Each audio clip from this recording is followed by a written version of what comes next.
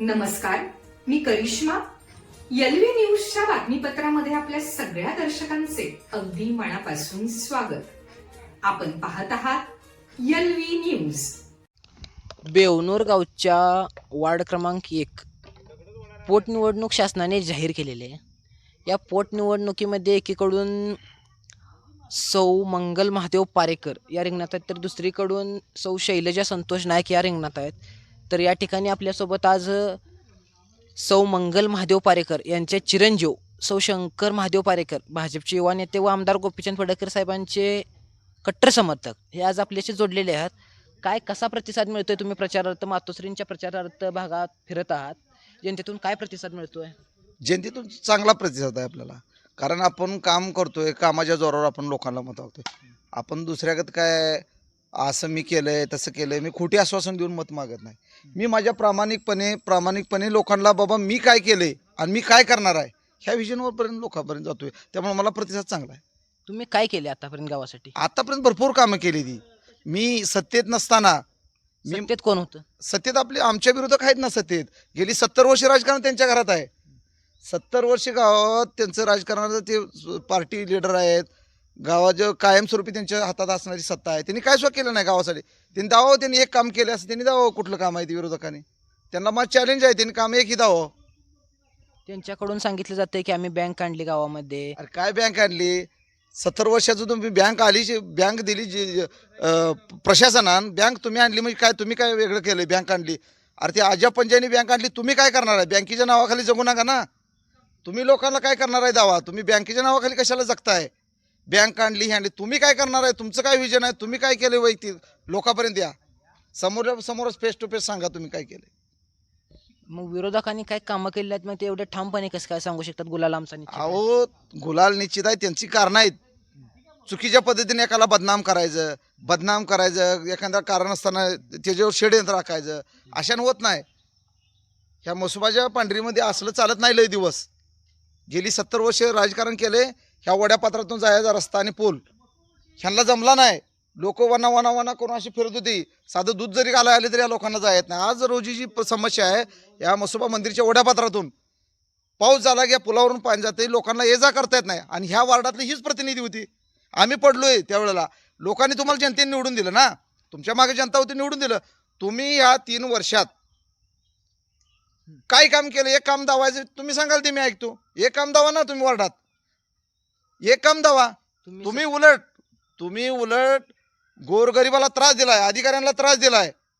अधिकाऱ्यांना त्रास दिलेलं एखादं उदाहरण आहे? होय, भरपूर आहे. अधिकारी रडले ते अशी दाड चौकशा लावायच्या त्याला. त्या अधिकाऱ्यांचं बदनाम करायचं, त्या अधिकाऱ्यांना ब्लॅकमेल करायचं. चौकशा लावणं व ब्लॅकमेल करण्यामागचं पाठीमागचं कारण काय? अहो हेतू दुसरा काय असणार आहे? ह्या हेतू काय असणार आहे? आम्हाला समजेल हेतू काय असेल, पण नागरिकांना नाही समजलं पाहिजे. नागरिकांना कळते ना. सगळ्या सुजाण नागरिक आहेत. यांना हेतू सगळा माहित आहे, गावाला माहित आहे. अहो म्हणजे गावाला स्वतःच्या स्वार्थाची पोळी भाजण्यासाठी यांनी अधिकाऱ्यांना ब्लॅकमेल केला असं म्हणायचं आहे मग तुम्हाला? काय 100% हाच उद्योग आहे यांचा. आज गावाला अवकाळीचं पैसे आलं होतं, गोरगरिबांना अवकाळीचं पैसे आलं होतं. त्यांनी त्या अधिकाऱ्यांच्या विरोधात आंदोलन करून तो सगळा लोकांच्या खात्यात आलेला पैसा रिटर्न घालवलाय. ह्या लोकांनी सगळं गाव पाया पडत होतं बरं का. अख्खं गाव पाया पडत होतं. ती मागे घ्या तक्रार ह्या लोकांनी मागे घेतली नाही. त्या शेतकऱ्यांच्या खात्यातून पैसे रिटर्न पोचव सर. त्या शेतकऱ्याच्या खात्यातून आम्हाला माहिती आहे ना, आम्ही होतो त्यांच्यापाशी. आम्हाला सगळं माहिती आहे काय काय केली ती सगळ्या गोष्टी माहिती आहेत आम्हाला. फेस टू फेस सांगतो आम्ही. गावातला पैसा रिटर्न जाऊस तर ह्याने रिटर्न मागे बघत नाही. तेवढं गाव पाया पडलं तरी मागे घेतले नाही. आणि आज सांगत फिरतात की आमची पोटनिवडणूक होती असं झालंय आणि ह्याने अर्ज भरला, विरोधकाने अर्ज भरलाय. तुम्ही केलेलं चालतंय आणि आम्ही केलेलं चालत नाही. आम्ही लोकांपाशी व्हिजन घेऊन जातोय, विकासाच्या मुद्द्यावर मत मागतोय. आम्ही जातीपातीचं राजकारण करत नाही. जातीपातीचं राजकारण करून चालत नाही. माझ्या संघ सगळा समाज आहे, बहुजन समाज, सगळा मराठा समाज, सगळी लोक माझ्या संघ आहेत. त्यामुळे माझा विजय हा माझ्या आई मंगल महादेव पारेकर यांचा निश्चित आहे. विरोधकांकडून सांगितलं जाते की आमचा उमेदवार उच्च शिक्षित उमेदवार आहे. त्यांनी त्यांच्या पॅम्पलेटवर देखील उच्च शिक्षित उमेदवार. मग ते असं कसं काय करू शकतात की स्वतःच्या राजकीय पोळीसाठी अधिकाऱ्यांना ब्लॅकमेल, परत एखाद्या सर्वसामान्य नागरिकांचे पैसे रिटर्न जाण्यासाठी आंदोलन? आता ती कसं आहे, त्यांची कायमची सवय बरं का. त्यांना लागलेली सवय उच्च शिक्षित. तुम्ही उच्च शिक्षित असून काय केलंय? तुमचं तुम्हाला स्वतः न्याय देता येत नाही, दुसऱ्याला तुम्ही न्याय काय देणार आहे? गावासाठी योगदान काय तुमचं? काय योगदान आहे तुमचं? तुम्हाला न्याय मिळणार, तुम्ही आम्हाला न्याय द्यायचा आहे.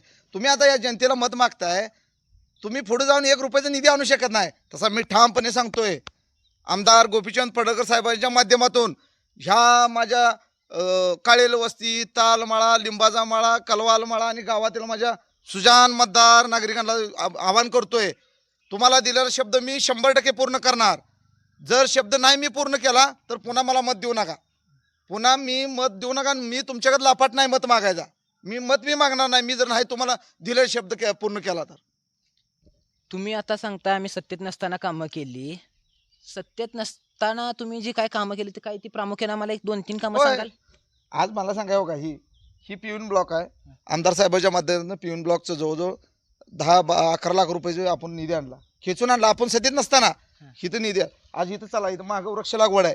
1000 झाडाची वृक्ष आहे. जत तालुक्यातला पहिला प्रोजेक्ट आहे बेवनूरमध्ये वृक्ष लागवड सारखं वृक्ष लागवड जतन करणं ह्याच्यासारखं पुण्य काय आहे? असं काम मी करतोय.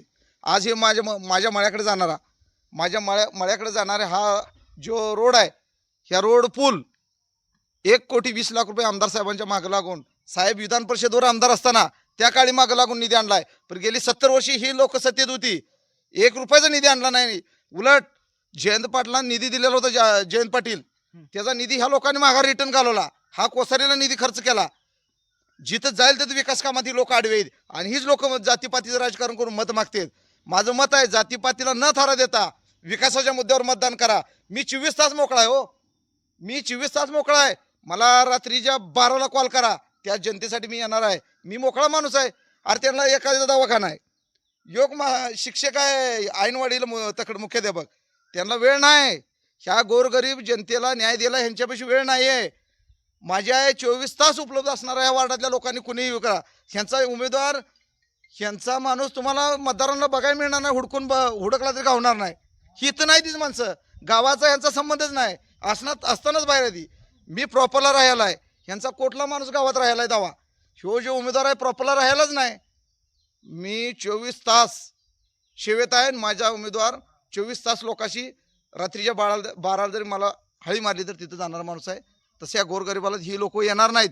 वेळीच या लोकांनी यांच्यावर अंकुश ठेवून वेळीच या लोकांनी याला रोका. ठीक आहे, धन्यवाद.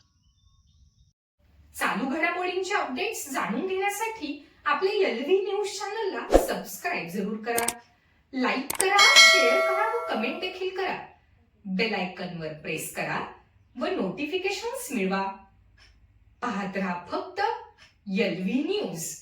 मुख्य संपादक विलास उत्तम लोखंडे.